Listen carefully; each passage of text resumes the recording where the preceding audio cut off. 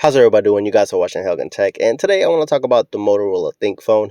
This is a phone that most likely flew under your radar, and if you're watching this video, you probably heard of it, and if you're not, I don't blame you. Most people never heard of this phone.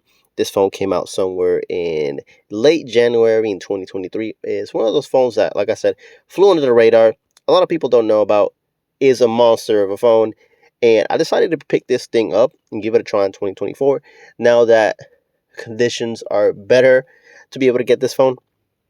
So I want to talk about the 5 reasons why I think you guys should give this phone a try. Super underrated, and so far I'm loving every bit of it. So if you find yourself enjoying this video at any point, hit that like, subscribe. It really helps out the channel, and I appreciate all the support. So we're gonna go ahead and get right into it. And I'm sorry if the audio isn't the best. I haven't been doing this gig too much, and I still need a good mic. So I really apologize if the audio is not the best. Let's get right to it though. Now, for those of you who are wondering, it is running the Snapdragon 8 Plus Gen 1, so you get peak performance here. You don't get the latest and the greatest, but guess what? It takes care of you. You don't need anything fancy. Even the Snapdragon 865 will take care of you nowadays. But first thing I want to mention is the price on this thing. You're able to get this phone at a really good price. Bought this for $305 in excellent condition. It didn't come with a charger or none of that stuff. Just make sure you go to eBay and you find a nice refurbished seller who has good ratings. I can put a link down below for the person who I got it from.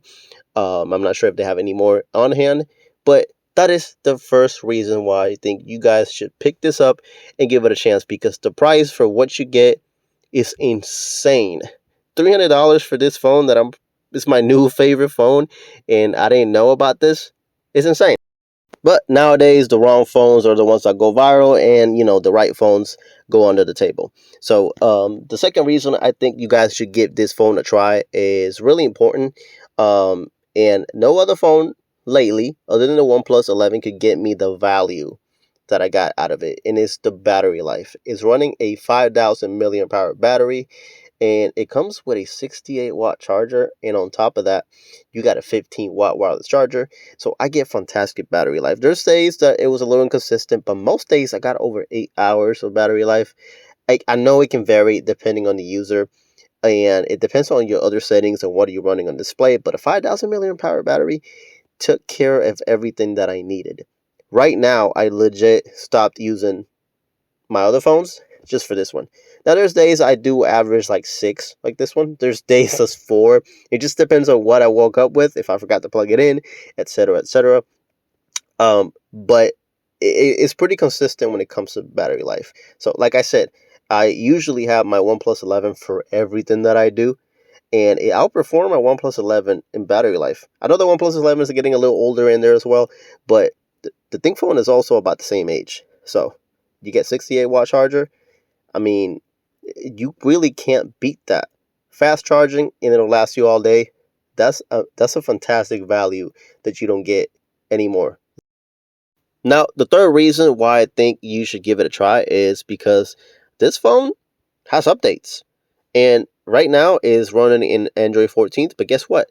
It was guaranteed for 3 years of OS updates. So it's been about a year. So you still have, for $300, 350, you still got about 2 more years.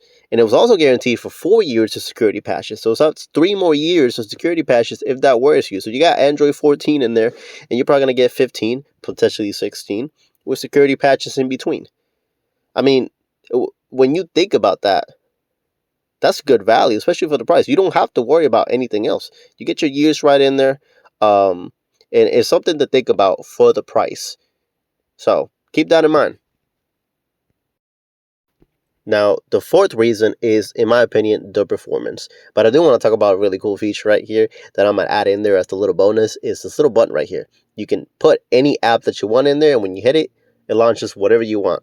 You have to set it up there, and that's the only way you can get it. Really cool. But anyways, I want to talk about the performance on this phone, and it's got the Snapdragon 8 Plus Gen 1, which is really, really cool. Now, I know it's not just Snapdragon 8 Gen 2, but it'll take care of all your gaming needs. It is a flagship performance chip. Now, the Snapdragon 8 Gen 2 benchmarks way higher when it comes to CPU performance at an 81 versus a 72, When it comes to the gaming, you have an 87 on the A Plus Gen 1 versus a 94 on the Gen 2. But at the end of the day, you won't notice a difference in the real world. And a lot of these benchmarks are not that big of a difference. Battery life is about the same. So if you really want to be someone who games on your phone with a nice battery phone that won't break the bank, and it has features that allows you to track your gaming and play your games properly, this phone's it. Performance is fantastic. You can play right here with your settings, go through it. The gaming mode or gaming space that it comes with, it's really cool. You can have performance mode and track all that stuff.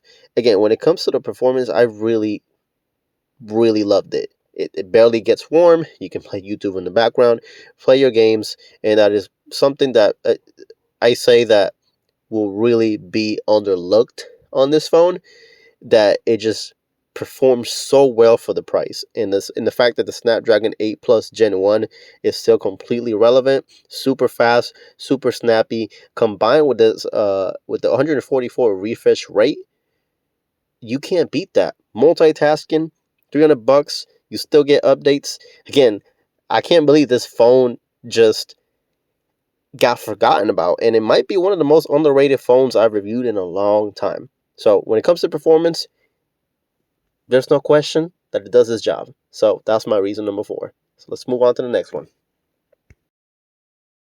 Now, the last reason, and a really cool one, is the build quality. You don't need a case on this phone. It's made out of aramid carbon fiber. Aramid fiber, let's just say. It just, aramid carbon fiber because it looks like carbon fiber. What is an aramid fiber? Aramid fiber is a man-made fibers with enhanced structural properties known for their incredible tense strength. They're used in advanced products where lightweight yet high strength is needed. Aramid fibers are made from long-chain synthetic polyamides, whatever those are. But there's a lot of cases that are pretty expensive because they're made out of aramid fiber, and I'm not sure if you guys ran into it, maybe Amazon or something, but typically those are pretty expensive cases because it's very durable material. But you don't need a case for this phone. You can just rock it like this. That's the way I use it. I do recommend a screen protector just in case. It is the Vectus Gorilla Glass in the front. But honestly, don't matter the Gorilla Glass, they still get scratches. But again, you don't need a case for this thing. Very durable, very nice. IP68 dust and water, drop to concrete resistance from up to 1.3 meters. Build quality on this thing. It's a really nice addition to it. Alright guys, thanks for all the support. Thanks for watching. Hit that like if you guys, appreciate the channel. Tell me what you like down in the comments. Are you guys interested in this phone? Is it interesting? Is it not? Whatever. Thanks for watching, guys.